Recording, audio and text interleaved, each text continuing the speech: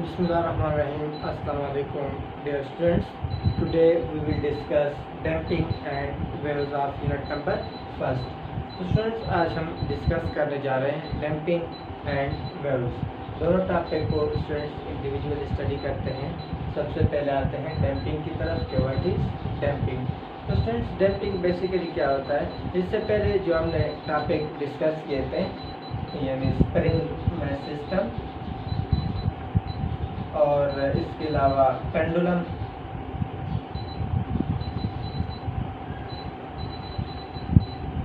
जो हमने इसको स्टूडेंट्स डिस्कस किया था तो हमने कंसीडर किया था कि ये जो फ्रैक्शन है ये जो सरफेस जिसके ऊपर हमने स्प्रिंग बेस सिस्टम को प्लेस किया हुआ है ये फ्रैक्शनल लेस है, यानी इसमें कोई फ्रैक्शन नहीं है।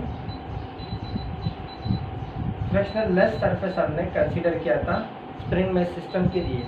इस तरह जब हम पेंडुलम को स्टडी कर रहे थे तब भी हमने कहा था कि यहाँ पर एयर रेजिस्टेंस नहीं होगी, यानी इसको एयर रेजिस्ट नहीं करेगी। तो अगर इसको एयर रेजिस्ट नहीं कर रही और बाकी तमाम फोर्सेस को हम निगलेक्ट करते हैं तो ये पेंडुलम भी to and fro regular interval of time में ये ऑसिलेट करेगा और ये रुकेगा नहीं। और यहाँ पर भी जब हम इसको ऑसिलेट करते हैं, इसके ऊपर जब हम फोर्स एक्सर्ट करते हैं तो ये भी टू एंड फ्रो ऑसिलेट हो, तो जब यहाँ पर फ्रैक्शन ना हो तो इसकी जो वेव प्रोड्यूस होगी ये जब ऑसिलेट होगा तो उसमें कोई रुकावट नहीं होगी, वो ग्रेजुअली उसकी जो एम्पलीट्यूड है वो डिक्रीज़ नहीं होगा बल्कि उसका जो एम्पलीट्यूड है वो कांस्टेंट रहेगा। यहाँ पर भी इससे जो वेव प्रोड्यूस हो रही है उसका एम्पलीट्यूड भी स्टूडेंट्स क्या होगा, कांस्टेंट। और यहाँ पर भी क्योंकि ये जो केस था दोनों केस ये हमने कंसीडर किए थे स्टूडेंट्स आइडियल, यानी एक ख्याली केस था जिसमें हमने बहुत सारी चीज़ों को निगलेक्ट किया था। लेकिन स्टूडेंट डैम्पिंग में क्या होता है, डैम्पिंग में यहाँ पर मैं ड्रा कर लेता हूँ इसकी जो स्ट्रक्चर है वेव के लिए। ये साइड है ऊपर, यानी आपको जो परपेंडिकुलर नज़र आ रहा है इसको हम कहते हैं एम्पलीट्यूड।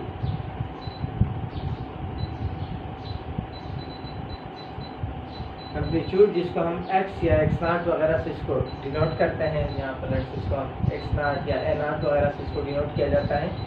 और ये जो आपको लाइन नज़र आ रही है, जो आपको इसके हॉरिजॉन्टल लाइन नज़र आ रही है ये टाइम के लिए होती है, टाइम एक्सिस के लिए, और जो ये वाली है ये एम्पलीट्यूड के लिए। तो स्टूडेंट्स रियलिटी में क्या होता है, ये जो इससे पहले हमने टॉपिक पढ़े थे वो तो हमारे पास आइडियल केस थे जिसमें हमने यहाँ पर सरफेस भी फ्रैक्शन लेस दिया था। अगर पेंडुलम का केस है तो वहाँ पर हमने कंसीडर किया था कि जो एयर रेजिस्टेंस है वो यहाँ पर नहीं है, बाकी भी जो फोर्सेस इसको रेजिस्ट करती हैं, इसको रोकती है, वो फोर्सेस यहाँ पर नहीं है। तो स्टूडेंट्स रियलिटी में क्या होता है कि रियलिटी में जब भी आप स्प्रिंग बेस सिस्टम को प्लेस करते हैं किसी सरफेस के ऊपर, जब आप उसके ऊपर फोर्स एक्सर्ट करते हैं वो ऑसिलेट करते करते थोड़ी देर बाद रुक जाता है। या यहाँ पर पेंडुलम आप कंसिडर करें तो पेंडुलम के ऊपर भी जब आप फोर्स एक्सर्ट करते हैं तो फोर्स की एक्सर्ट करने के बाद जब वो ऑसिलेट होगा तो ग्रेजुअली उसकी जो ऑसिलेशन है वो डिक्रीज होते होते उसका जो एम्पलीट्यूड है वो जीरो हो जाता है, आखिर रुक जाता है। या आप स्विंग की एग्जांपल ले लें, झूले की, जब आप किसी के ऊपर फोर्स एक्सर्ट करते हैं स्विंग के थ्रू तो वो ऑसिलेट होते होते आखिर रुक जाता है। तो ऐसे क्यों होता है स्टूडेंट्स, ये due to air resistance, due to air friction और ग्रेविटी की वजह से, या जिस चीज़ से हैंग किया हुआ है, यहाँ पर इसको यहाँ पर हमने हैंग किया, यहाँ पर इसको हैंग किया हुआ है, तो इसकी वजह से इसकी जो फोर्स है वो ग्रेजुअली इसकी जो एम्पलीट्यूड है वो ग्रेजुअली डिक्रीज हो जाती है और आखिर में ज़ीरो तक आ जाती है। तो अगर यहाँ पर हम वेव बनाते जाएँ तो इसका जो एम्पलीट्यूड है वो ग्रेजुअली डिक्रीज होगा, कहाँ तक, आखिर में वो ज़ीरो हो जाएगा और वो जो बॉडी है वो रुक जाएगी। तो डैम्पिंग में क्या होता है students, damping is the process in which the amplitude of a body decrease and become zero after some time। थोड़ी देर बाद स्टूडेंट्स क्या हो जाता है, किसी भी बॉडी का एम्पलीट्यूड वो ग्रेजुअली डिक्रीज होते होते जीरो पे आ जाता है। क्यों? क्योंकि यहाँ पर जब किसी भी बॉडी को ऑसिलेट करते हैं तो वहाँ पर कुछ और फोर्सेज होती है जिसको रेजिस्ट करती है, यानी उसको एयर भी रेजिस्ट करती है, ग्रेविटी भी उसके ऊपर इफेक्ट करती है, इसके अलावा जहाँ से उसको हैंग किया हुआ है वो भी फ्रैक्शन प्रोड्यूस करती हैं। तो इसकी वजह से डैम्पिंग अकर होती है, यानी डैम्पिंग हमारे पास रियल लाइफ में है। और इससे पहले जो दो केसेस हमने पढ़े थे वो आइडियल थे जिसमें हमने बहुत सारी चीज़ों को निगलेक्ट किया था। तो स्टूडेंट्स ये था हमारा टॉपिक डैम्पिंग। अब आते हैं इम्पॉर्टेंट जो टॉपिक है वेव की तरफ। तो स्टूडेंट्स बेसिकली वेव क्या है?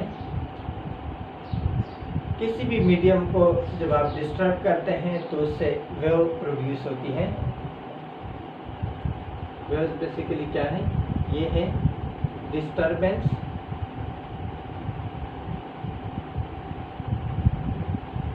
ऑफ मीडियम के पार्टिकल जिस के पार्टिकल्स को जब आप डिस्टर्ब करते हैं तो उससे वेव प्रोड्यूस होती है। ये स्टूडेंट्स आपको जो नज़र आ रहा है ये कोई मटेरियल मीडियम है। ये वाइट बोर्ड जो आपको नज़र आ रहा है ये मटेरियल मीडियम है। जब आप इसके पार्टिकल, चूँकि स्मॉल पार्टिकल से बना हुआ है, जब आप इसके पार्टिकल को डिस्टर्ब करते हैं तो क्या प्रोड्यूस होगा? अब हम चेक करते हैं। देखिए स्टूडेंट्स ये कोई मीडियम है मटेरियल जिसको मैं डिस्टर्ब करना चाहता हूँ इसके पार्टिकल्स को। तो जैसे ही मैंने इसके पार्टिकल्स को डिस्टर्ब किया तो इससे साउंड वेव्स प्रोड्यूस हुई। वो बाद में हम डिस्कस करेंगे कि साउंड वेव्स की नेचर क्या है। बहरहाल जब आप किसी भी मीडियम को डिस्टर्ब करते हैं तो उससे वेव प्रोड्यूस होती है। यहाँ पर जो मैंने इस मीडियम को डिस्टर्ब किया तो साउंड वेव प्रोड्यूस हुई। इसके अलावा एक और एग्जांपल भी स्टूडेंट्स आप कंसिडर करें कि कोई पॉन्ड है, तालाब, उसका जो पानी है वो स्टेशनरी है, यानी वहाँ पर उसकी कोई मोशन नहीं है, वो रेस्ट पे है। जब आप उसके अंदर कोई पत्थर या कंकड़ वगैरह आप उसमें ड्रॉप करते हैं, वो भी तो मीडियम है। वाटर बेसिकली क्या है? मीडियम। जब आप उस मीडियम को डिस्टर्ब करते हैं तो वहाँ पर क्या प्रोड्यूस होती है? वेव्स।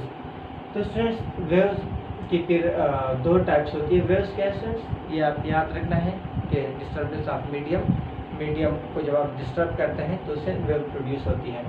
तो students there are two type of waves.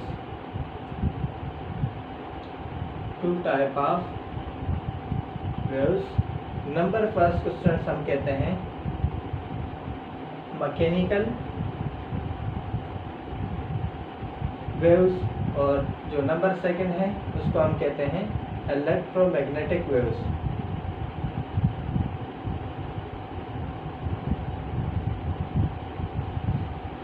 Mechanical waves में स्टूडेंट्स आपको मीडियम रिक्वायर्ड होता है वेव की प्रोपिगेशन के लिए, कि वेव उसमें प्रोड्यूस हो। जैसे साउंड वेव्स हैं और वाटर वेव्स है, उसके लिए हमें मीडियम रिक्वायर्ड होता है। तो यहाँ पर मैं लिख लूँगा mechanical waves are those type of wave which required medium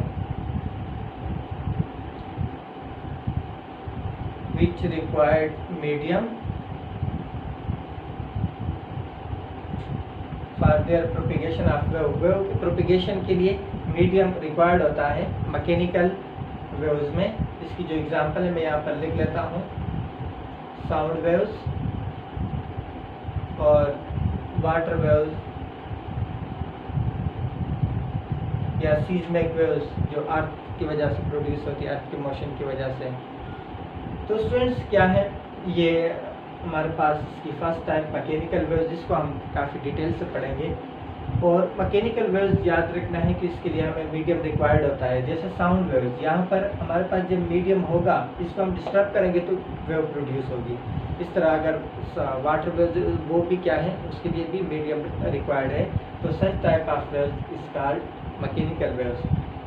और स्टूडेंट्स इलेक्ट्रोमैग्नेटिक वेव्स जो इसकी सेकेंड टाइप है, इलेक्ट्रोमैग्नेटिक वेव्स में क्या होता है कि इसके लिए मीडियम रिक्वायर्ड नहीं होता, विच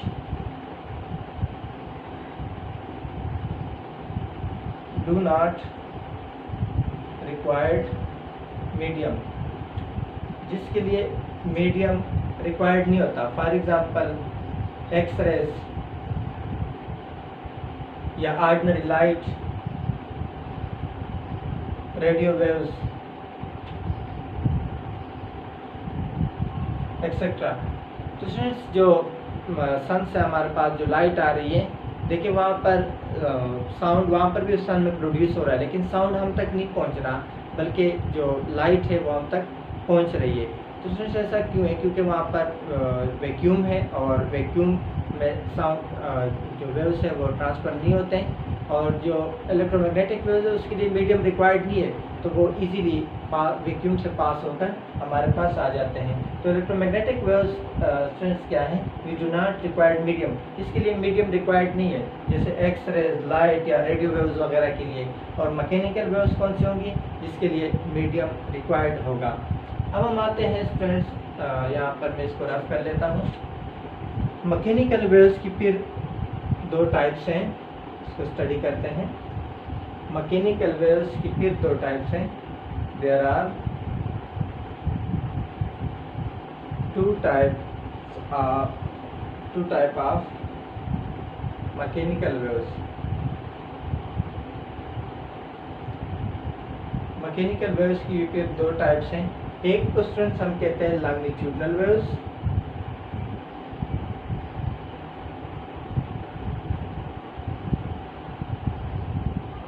और एक को हम कहते हैं ट्रांसवर्स वेव्स।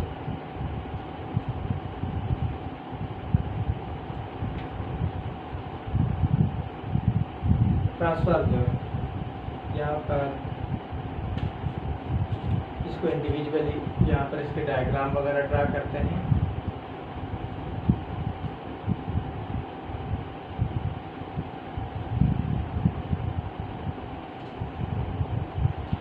लॉन्गिट्यूडनल वेव्स इसकी आप एग्जांपल, इसकी जो एग्जांपल है वो है साउंड वेव्स। इसको याद रखना है स्टूडेंट्स। साउंड वेव्स जो है ये इसकी एग्जांपल लॉन्गिट्यूडनल वेव्स की, और ट्रांसवर्स की है वाटर वेव्स।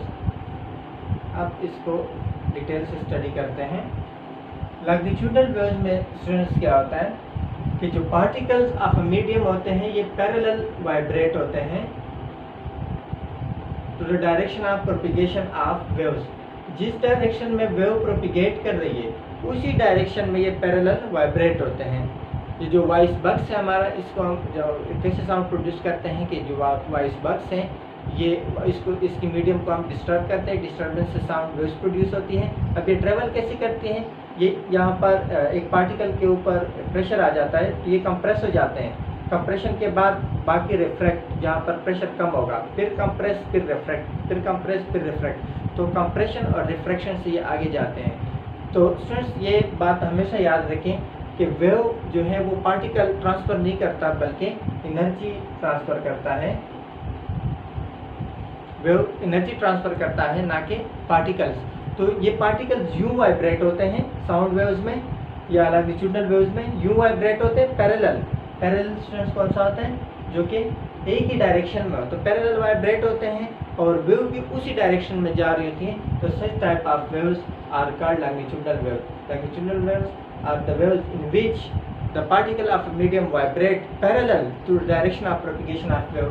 जिस डायरेक्शन में वेव प्रोपिगेट कर रही है, जिस डायरेक्शन में वेव जा रही है उसी डायरेक्शन में ये यूं वाइब्रेट होते हैं। पार्टिकल यूं वाइब्रेट हो रहे हैं और जो वेव है वो भी इसी डायरेक्शन में जा रहे हैं। तो यहाँ पर अगर मैं ड्रा करूँ तो ये कंप्रेशन साउंड, ये लॉन्गिट्यूडनल वेव जो है ये rarefaction, compression, rarefaction, compression फिर रेयर फ्रैक्शन। अब ये कंप्रेशन जो है यहाँ पर प्रेशर क्या होगा स्टूडेंट्स, इंक्रीज होगा, और यहाँ पर प्रेशर कम होगा। इसको हम compression, rarefaction, compression, rarefaction, compression, rarefaction. ये था students longitudinal wave. Transverse wave कौन सी वेव्स है, ये वाटर वेव्स हैं। तो वाटर वेव्स में भी क्या होता है स्टूडेंट्स, वो आपने देखे होंगे कुछ इस तरह के प्रोड्यूस होते हैं। इसमें जो पार्टिकल्स होते हैं वो परपेंडिकुलर वाइब्रेट होते हैं to direction of propagation of waves, यानी पार्टिकल्स इस डायरेक्शन में वाइब्रेट होते हैं, यूं, इसका मेन पोजीशन है, यूं वाइब्रेट होते हैं, और वेव जो है वो आपको नज़र आ रही होती है कि वो आगे की तरफ जा रही होती हैं। तो यहाँ पर एक एंगल बन रहा है 90 का, इट मीन्स कि ये क्या है, परपेंडिकुलर है।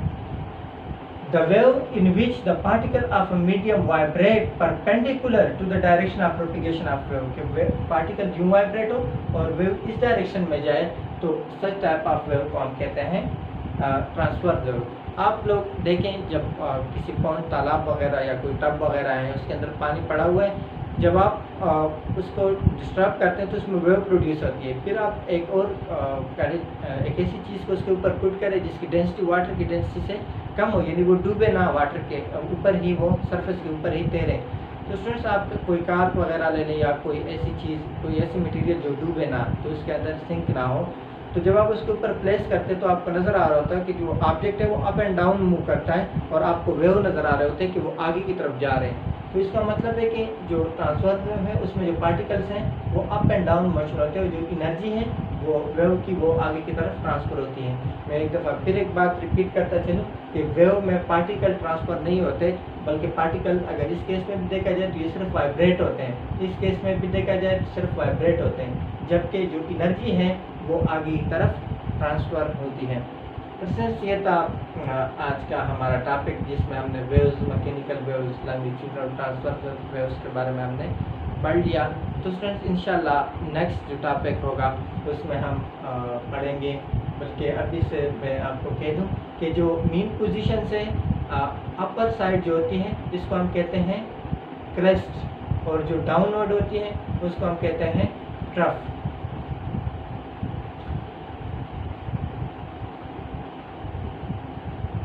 इसको हम ट्रफ कहते हैं जो डाउनवर्ड है, जो अपवर्ड है यानी ये इस पॉइंट को हम कहते हैं